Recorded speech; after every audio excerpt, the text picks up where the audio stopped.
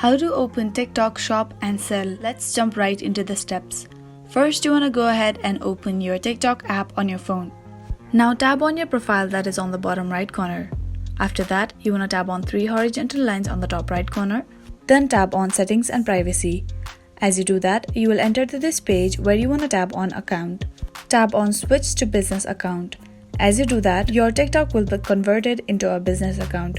For that, you want to tap on Next again, tap on Next yet again, and choose the category for your shop. After you're done, you want to tap on Next. Now as you can see, you have created a business account. Now you have to optimize your product catalog for TikTok. After that, use shoppable videos, then use sponsored branded hashtags. Then start promoting your products and partner with influencers. And that is how you gradually open your TikTok shop and sell. I really hope this video helped you out. Thank you so much for watching till the end.